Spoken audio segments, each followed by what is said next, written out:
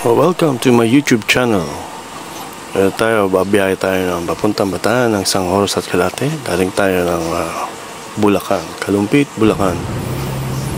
Yan, ang gamit natin dito ay Insta360.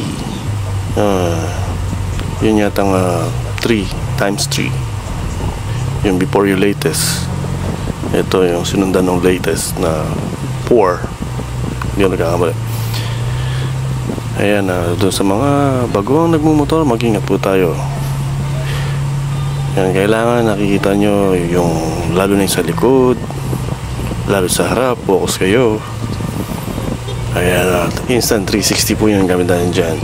Yan, matagal ko nang hindi nagagamit ang Insta360. Nalimutan ko na yung pag-edit. Ito, unang pag-edit uli, kinapakapan natin at nagkonting research para malaman natin paano mag-edit dito sa Insta360.